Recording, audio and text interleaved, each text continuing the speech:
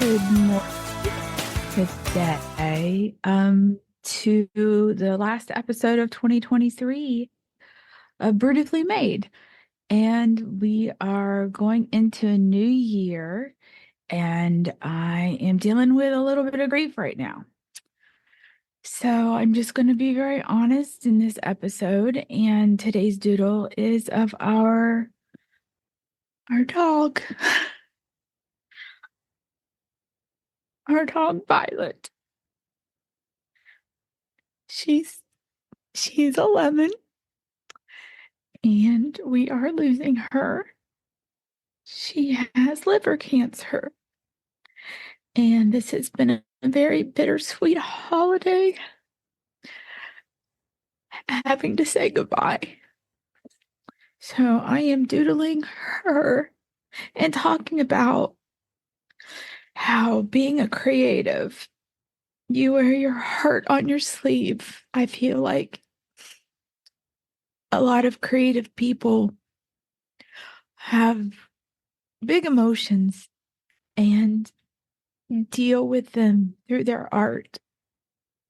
And I know I do. I'm gonna miss her tremendously. She's a boxer husky, and she was the first dog my husband and I got together. She was one of 11 in a litter, and an old coworker of mine, his boxer had her, and he lost his wife to cancer. And Violet's little mama, Lucy, she also died of cancer. And it's just so hard. She's such a good girl. She's such a good dog. She's our biggest one. I think I've talked about how we have 4 dogs and 4 cats and a ton of koi. My husband is really good with animals. And she's just such a good girl. It's just so hard because your heart loves animals and you know that their time is so much shorter than ours. And we've lost pets. We had a peekapoo in her teens, and she passed away a few years ago. And we had a ragdoll cat. She was old. She's like 16. She passed away too. And it's always been around the holidays. Pixie passed away around Christmas as well. Daisy passed away at Halloween. Pixie, oh my. Pixie died in our arms. And we laid her down and went to go get some stuff to prepare to bury her and walked back in the room. And she was back to life. It was the weirdest thing. And 3 months later, she did die in our arms again. And it was hard. And this one is really hard. Of course. They always are. We always had, when my girls were little, a little Pomeranian. And one of the neighborhood dogs mistook him for I guess, a groundhog and killed him. And it was really hard. It was in front of my oldest daughter. And growing up, I personally had dogs. We weren't allowed to have them in the house. We had a lot of beagles, and they were outside, and they would get hit by a car. And just, it was just heartbreaking. And I love animals. I love having our animals. Growing up, tried to have some dogs with the girls. And they have their own pets. One daughter has a little cat, another daughter, they have a couple cats, and another daughter. She has actually our French bulldog Thor's sister. So there's a sibling with her and the boys. They have dogs. It's really hard. I deal with a lot of emotions through art. A lot of grief comes out, I think, memorializing pets. I've painted pets for people for memories. I've painted and drawn pets when people have lost pets. I've used my laser to engrave them. And, our memories, thinking back, having them are just so precious. They bring so much joy into our lives. It's so funny because, like I said, growing up, we were not to have pets in the house. My mom has such a hard time when we come home because we bring all the pets with us. I mean, I don't like to kennel them. Nothing against kenneling. I just, we have 4 dogs and then we have the cats. So I always like to try to have someone stay here at the house with our pets whenever we travel to house sit and pet sit everybody. And that usually works out pretty well. But sometimes we just take them with us. And my mom just has such a hard time with them all. Oh, when my dad passed away, there was a cat that came around that night to her house. And she lives in a little village, a little town, and there are a lot of stray cats. And this one just was winding itself around her legs, and she just found comfort in this cat. And it wasn't allowed to stay in the house. But when my dad died, my youngest daughter went to live with my mom. And it really helped in that transition. And she'd bring that cat in and take it in her room to sleep. My mom ended up calling it my dad's name. And she would take it to the vet and take care of it and feed it. And it had an outside heated house. But, my daughter would still bring it in every night. And she lives kind of on a busy road, and it eventually got hit by a car. That was really hard for her. She was so attached to the cat. I was just wish she would have kept it in the house, but she didn't. Now she has another one that, she cares for, and it's outside. And it just is so good to have something to focus on for her.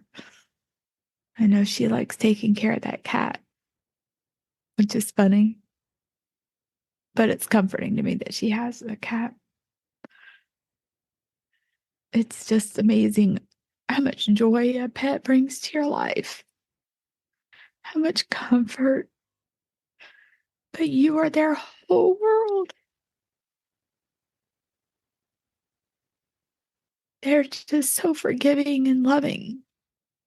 And it's just a blessing that you get to raise them. And it's just so hard when they're ill or hurt. I remember Thor, when he and his sister were here, our daughter was on her way to pick up her dog, and he jumped on his sister and broke her little bone in her elbow. And she cried, and my husband just was like, that is the worst sound I ever heard. It was so awful. And Riley had to take that poor little dog back to Seattle in a cast on an airplane. And it healed. She's a beautiful little Frenchie. But, oh, the expense. And I think that you just want to, do to care for your animals. I think that's one of the most favorite things that I get to do whenever I create something, is when it means something to someone and helps them get through their pain, because their heart was so full with that animal there. And it's so hard to fill that void when they're gone. I just had to share how important it is to help someone grieve through being creative. It could be making them, a meal or cookies or, a picture or just listening to them reminisce about their animal, no matter what kind of animal, you know, to have the chance to love something in this world is so amazing.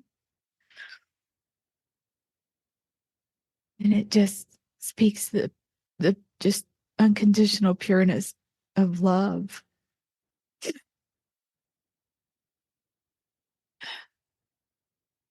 And it's just important to honor that.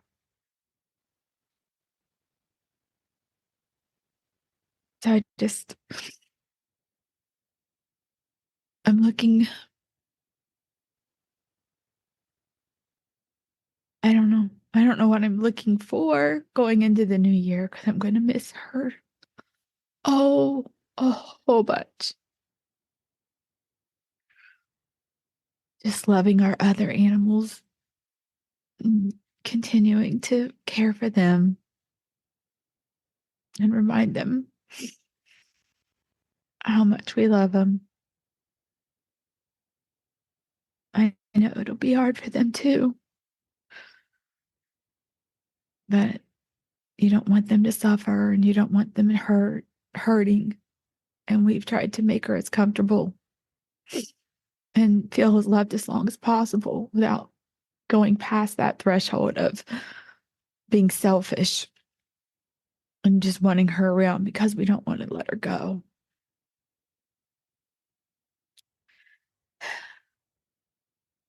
It's just hard.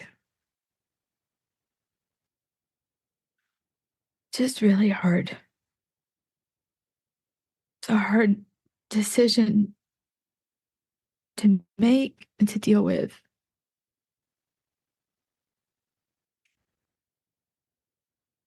I know a lot of people are going to be able to relate to that.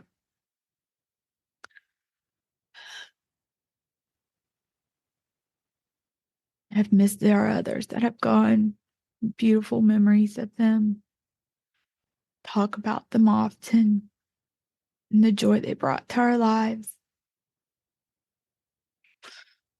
We have photographs that my daughters have taken over the years with them, and art, and their little collars, things to remember them, and the funny stories and the things that they did. And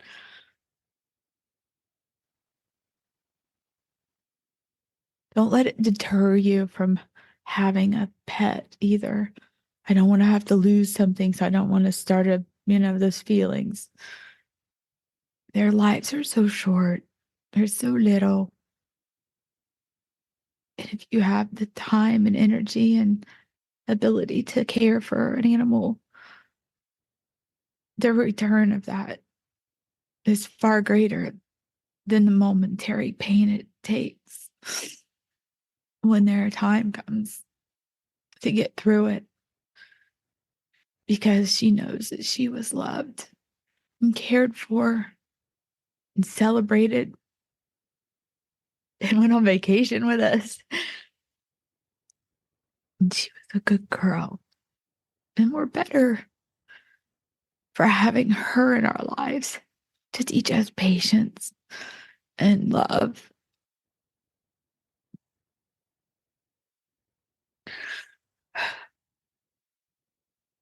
So if you're creative and you have friends and family, they lose a pet, do something sweet to help them get through it because it means a lot.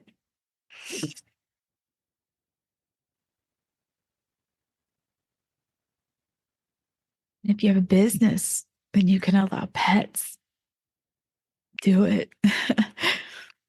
It's amazing how much that means to enjoy a moment with your pet right by you.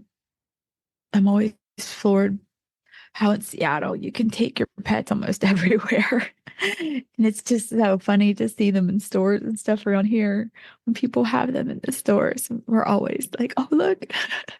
Or we'll be out at an event, a public event, and people have their pets, and it's just wonderful. I love it. But but yeah, I just wanted to talk a little bit about going through that and going into a new year with our family built a little differently.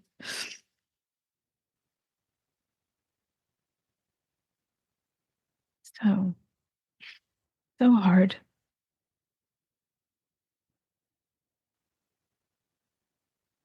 But mm, I appreciate you listening, appreciate you being here and sharing my thoughts around my beautifully made curl. I'm sure my next episode will be a little bit more upbeat, but I couldn't pretend that everything was all peachy when it's not. And I had to be a little real today. So go into your New Year's Eve this weekend with lots of love in your heart. Make a list of things that you want to do that will share unconditional love in the new year. Make wonderful memories. Time flies so fast. Take time to make a difference in the life of somebody, some animal, yourself. Don't let it go by without, I guess, recording something in writing or a memory and pictures. Just don't let it go by so fast. Capture some moments and keep them close. I will see you next year. Thanks for being with me. Happy New Year. Lots of love. Stay beautifully made.